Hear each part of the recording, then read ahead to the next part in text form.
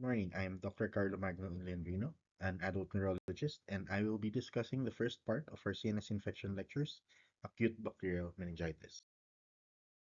Acute bacterial meningitis is a life-threatening infection characterized by inflammation of the meninges surrounding the brain and spinal cord. It is considered a medical emergency due to its rapid progression and high morbidity and mortality if left untreated. The most common bacterial causes include your Streptococcus pneumoniae, which is the leading cause in adults, your Neisseria meningitidis, Haemophilus influenzae, and your Listeria monocytogenes. Your Strep pneumoniae makes up 47% of your total cases with an incidence of 1.1 per 100,000, with a case fatality rate of 21%, and Neisseria meningitidis follows with 25% and case fatality rate of 3%. Risk factors include extreme ages, immunosuppression, CSF leaks, neurosurgical procedures, close contact with infected individuals, specifically for N. meningitis. Bacteria can gain access to the CNS through the following mechanisms. 1. Hematogenous spread, which is the most common route. Bacteria from primary infections such as pneumonia, otitis media, sinusitis may enter the bloodstream and cross the blood-brain barrier. Direct extension. Infection can spread from adjacent structures such as your mastoid air cells or your sinuses. And neurosurgical procedures or trauma, skull fractures, CSF leaks, or medical devices can introduce bacteria into the CNS. What are the bacterial virulence factors? Bacteria usually have polysaccharide capsules, which can protect them from phagocytosis, fimbriae and pili, which will facilitate bacterial attachment, and IgA proteases, which degrade mucosal immunity. So, what are the clinical manifestations? So, symptom onset usually develops suddenly or over several days, typically 3 to 7 days after exposure. No single symptom identifies the causative agent based on history and examination alone. The classic triad is only present in 44% of cases, which is fever, local rigidity, altered mental status, and headache, fever, neck stiffness, altered mental status. Nearly all patients have at least two of these four symptoms. Other symptoms include your nausea, vomiting, photophobia, and convulsions. You may also have meningeal irritation signs, which are highly specific but with low sensitivity. So that's your Kernig's and Brzezinski signs for your physical examination. Patient may appear confused with decreased alertness and seizures as well. For children, they usually have non-specific symptoms. They may present with irritability, lethargy, fever or hypothermia, poor feeding, vomiting, and diarrhea. Late signs would present with bulging fontanelles, local rigidity, and seizures. Classic meningeal signs are often absent in infants less than 6 months, and predictive signs of mortality include poor feeding, lethargy, bulging fontanelles, neck stiffness, and appearing very, very sick. So for different pathogens, they have different manifestations. Okay? So for pneumococcal meningitis caused by strep pneumoniae, it has a rapid onset as compared with your listeria, which has a gradual onset. Targeted individuals for pneumococcal meningitis would be adults preceding respiratory infection, pneumonia, or blood dissemination. Your N. meningitidis targets all ages, especially young adults in crowded settings, while your Listeria monocytogenes targets neonates, elderly, and immunocompromised individuals. So, what are the complications of your CNS infection? So, first, you may have elevated intracranial pressure, which can be due to inflammation. It may present as bradycardia, hypertension, altered mental status, drowsiness, or even comatose.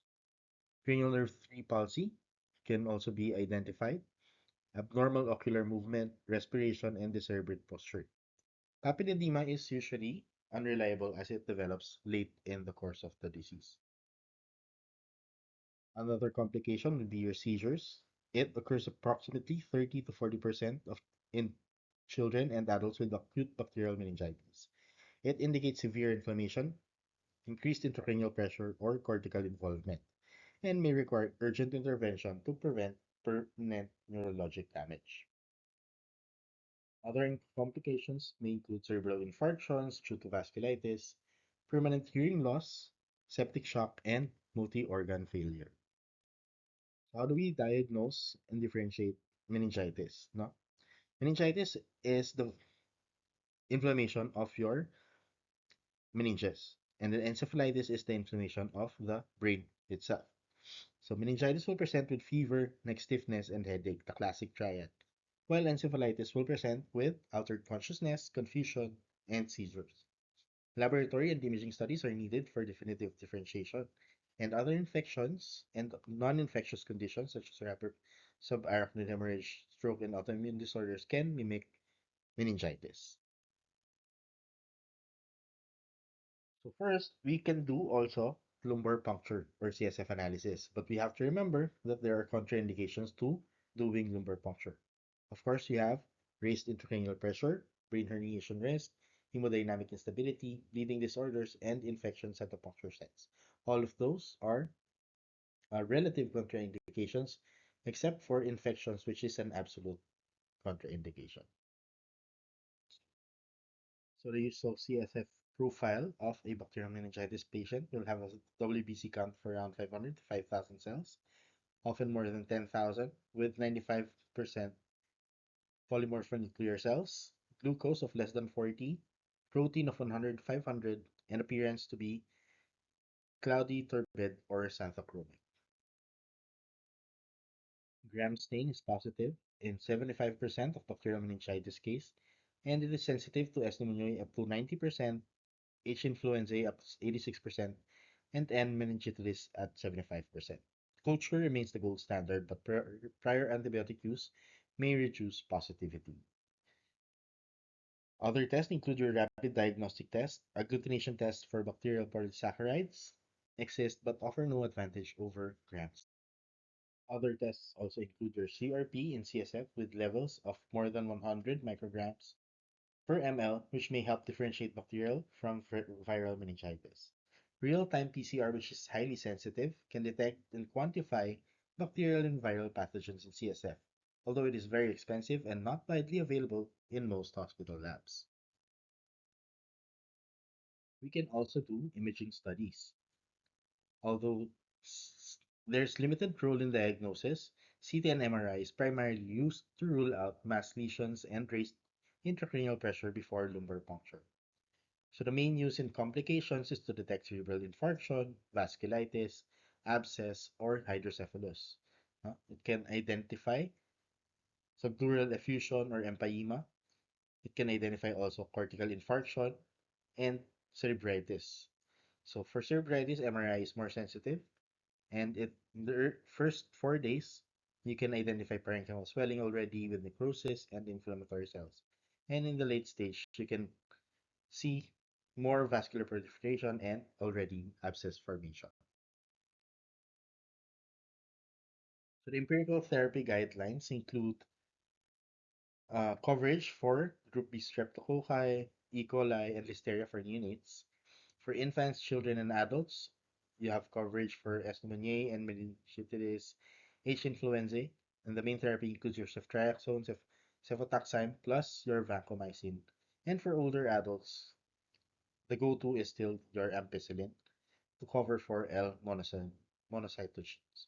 Remember that you need to administer your empiric therapy immediately and do not delay for tests. Do not wait for lab results. So the duration of treatment is usually around 7 days if a febrile for the last 4 to 5 days. And pathogen-specific treatment may last for 7 days for meningitis and H. influenzae and 10 to 14 days for streptococcal pneumoniae. Post-trauma or neurosurgical meningitis requires tailored management. You may also give dexamethasone, which has anti-inflammatory effects. They reduce cytokines and limits inflammation. So you may give zero point 0.4 milligrams per kilogram IV every 12 hours for less than 2 days before or with the first antibiotic dose. Of course, it has its own risks. You may incur secondary fever, mild GI bleeding if used for more than 2 days. So this is table, a summary table that will show you the empiric regimen for the different age groups and different situations.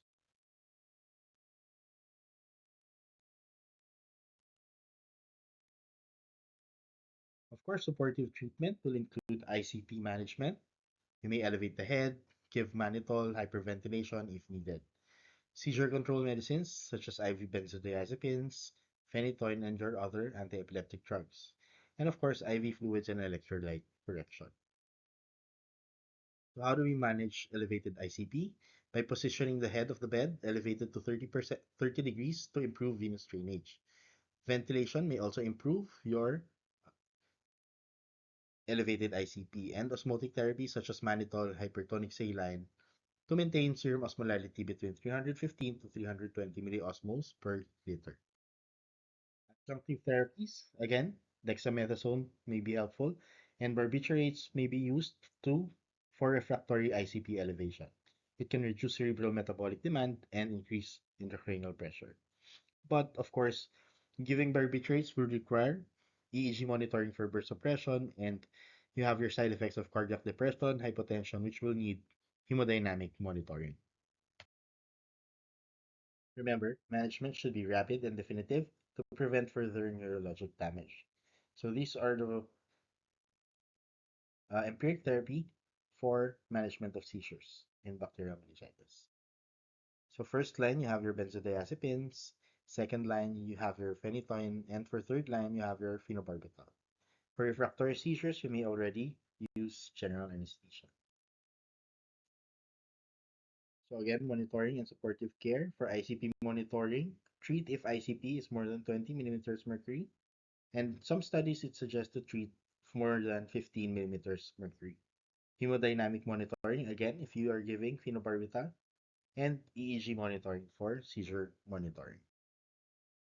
Prevention includes your vaccination for pneumococcal, meningococcal, and Haemophilus influenzae type B. Post-exposure prophylaxis for close contacts of meningococcal meningitis cases are also advised. Okay, so now we go to the specific pathogens. So streptococcal meningitis is a gram-positive facultative anaerobe lancet-shaped found in pairs or short chains. Their encapsulated strains are pathogenic, and classification is based on capsular polysaccharides, and there are 92 serotypes identified as of 2011. In the US, pneumococcal meningitis incidence declined from zero point 0.8 per 100,000 to zero point 0.3 per 100,000 in 2010 after vaccine introduction. In children, S. pneumoniae accounts for 22.5% of cases in Europe and 41.1% in Africa. In the developing world, invasive pneumococcal disease leads to approximately 1 million deaths annually in children less than 5 years old, and there is an estimated 1.6 million deaths, including 1 million children under 5 years as of 2005, based on WHO data.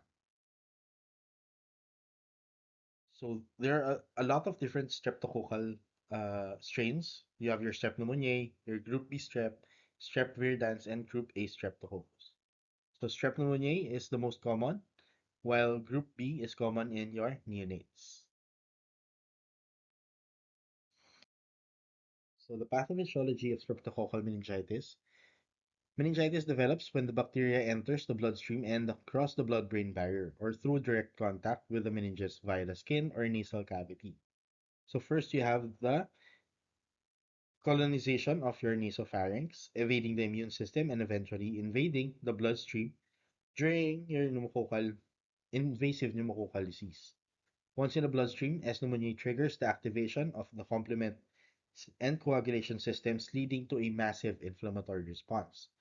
This inflammation facilitates bacterial entry into the CNS and is responsible for the classic features of bacterial meningitis, such as CSF pleocytosis, which is increased white blood cells in cerebrospinal fluid. So again, your virulence factors are to blame why your strep pneumoniae are very contagious. So polysaccharide capsule inhibits phagocytosis. Pneumococcal proteins disrupts host defenses. Neuraminidase will prevent bacterial detachment from epithelial cells, and your other factors such as pneumolysine, pneumococcal surface protein A, autolysin contribute to the virulence and host inflammation. The pili adheres to the respiratory epithelium, facilitating invasion and disease progression. So treatment and management of strep meningitis will include vancomycin plus a third gen cephalosporin. Alternative treatment will include PenG or chloramphenicol, and adjunct therapy includes your dexamethasone. Antibiotic resistance has already been noted with penicillin resistance due to alterations in penicillin binding proteins. Drug-resistant strep pneumoniae resistance is caused by genetic mutations, leading to drug efflux or inhibition of drug binding. Risk factors for DRSP includes your extremes of age, recent antimicrobial therapy, daycare exposure or close contact, multiple comorbidities, and recent hospitalization. Supportive treatment includes fluid management, intracranial pressure reduction, antipyretics, and of course your analgesics. For meningococcal disease, we have your Neisseria meningitidis, which is an aerobic, facultative, or anaerobic gram-negative diplococcus that colonizes the nasopharyngeal mucosa. Transmission occurs through direct contact with large respiratory droplets from patients or asymptomatic carriers, and humans are the only known host. It is now the leading cause of bacterial meningitis in the United States, with an incidence of zero point 0.5 to 1.5 cases per 100,000 people, and the rates are 10 times higher in less developed countries.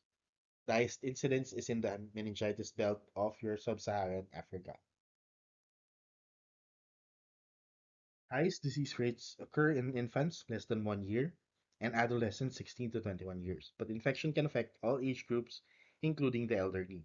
It is the leading cause of bacterial meningitis in children and young adults, and is the second leading cause of community-acquired bacterial meningitis in adults. Your meningitis is classified by polysaccharide capsule epitopes into different serotypes.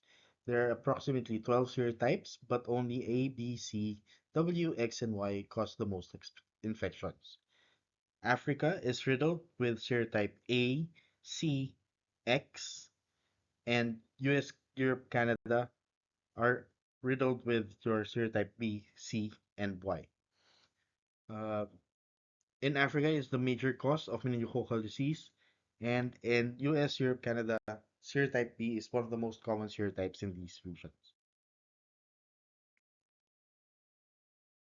Risk factors for developing meningococcal disease. High risk groups include your close contacts, family, roommates, military recruits, healthcare workers exposed to aerosolized bacteria during intubation, travelers to endemic regions, patients with HIV or asplenia or complement deficiencies. Asymptomatic carriers can spread the bacteria.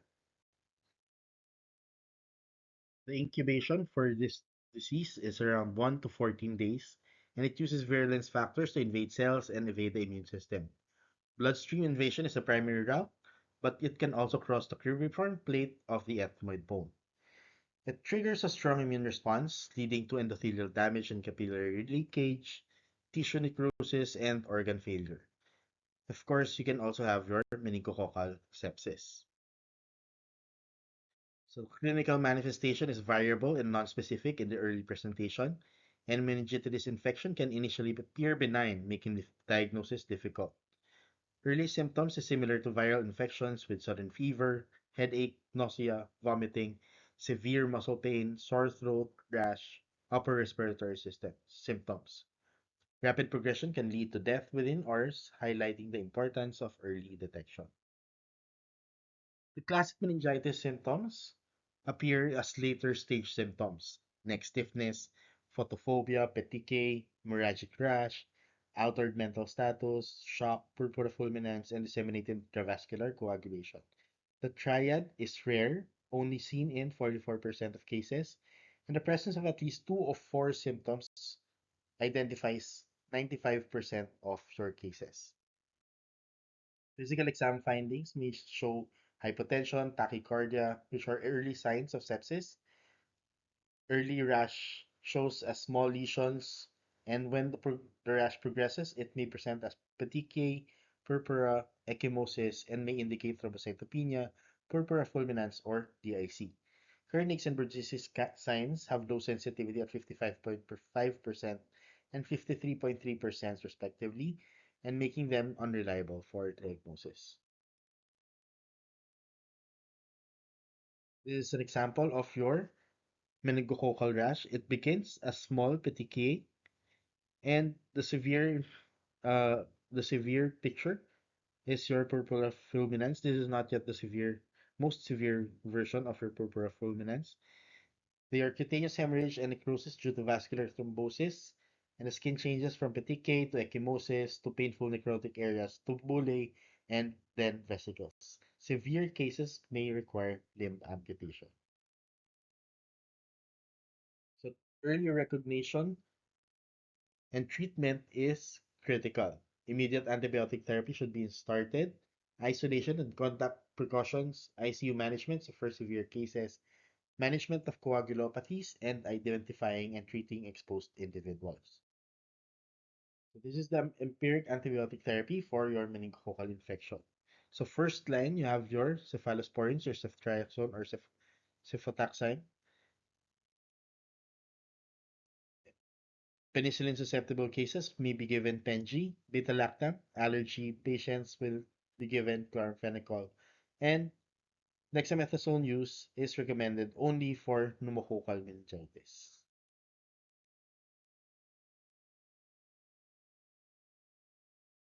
You also need supportive care for sepsis and septic shock. So you need your IV fluid resuscitation and vasopressors. You need to manage the disseminated intravascular coagulation if it develops. So you need aggressive hydration, blood and platelet transfusions, and coagulation factor replacement.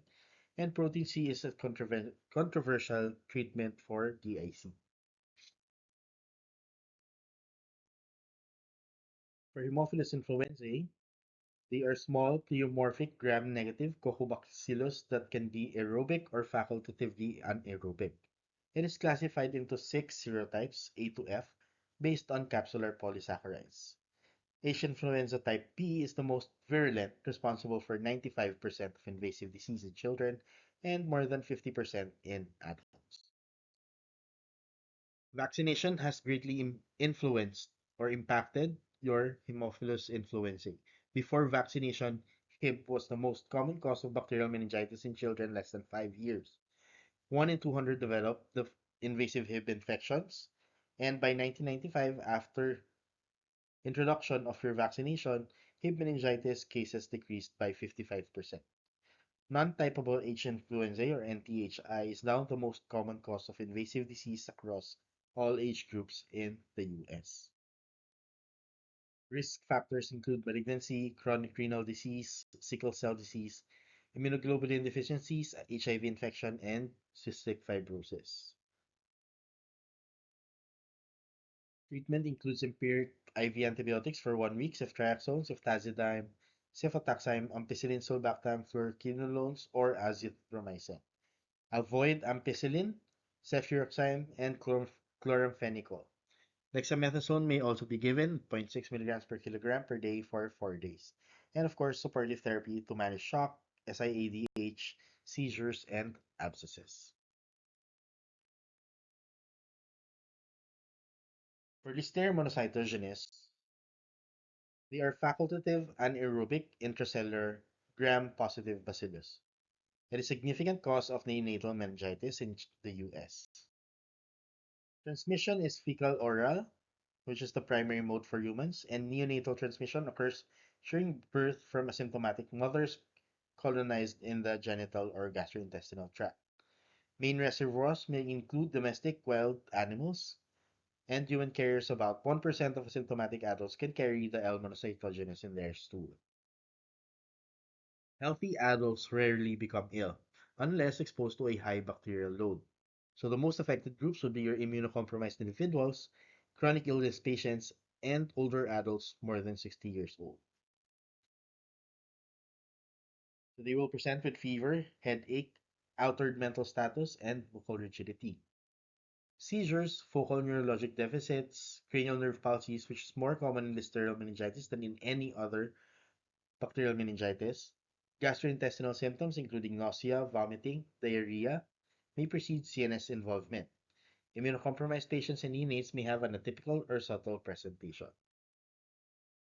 Blood cultures is essential in detecting L. monocytogenes as bacteremia is common in listeria meningitis. Can be positive in up to 60 to 75% of cases, and lumbar puncture may present with atypical CSF findings. So the usual CSF findings in Listeria meningitis include 100 to 5,000 cells. WBC count may be lower in immunocompromised patients. Elevated protein more than 100 milligrams per deciliter.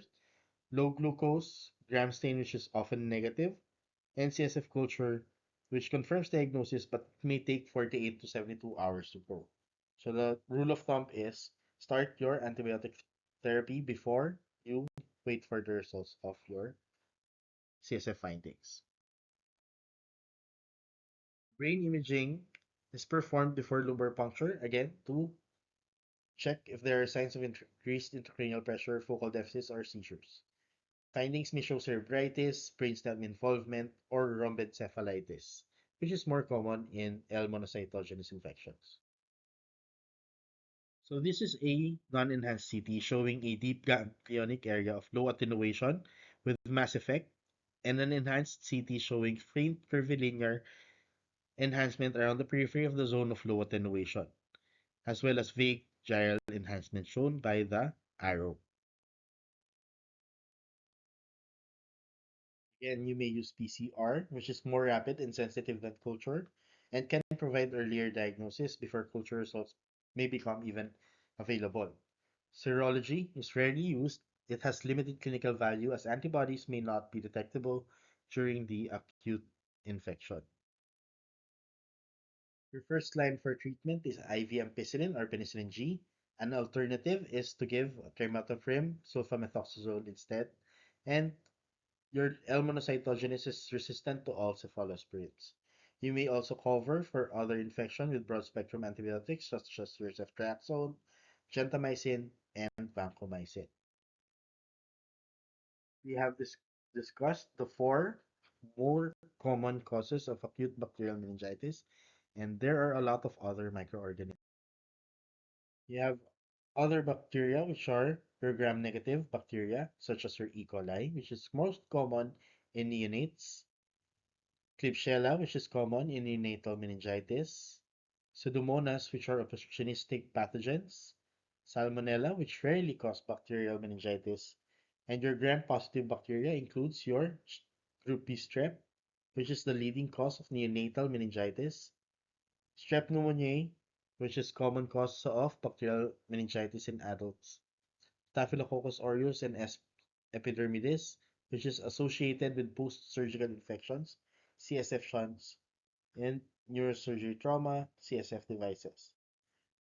Neisseria gonorrhoeae is also rare. It's associated with disseminated gonococcal infection. Non-H influenza, which is uncommon after widespread Hib vaccination. And your Bacillus anthracis, which is a rare cause linked to inhalation of anthrax. Any questions? I think that's it for acute bacterial meningitis.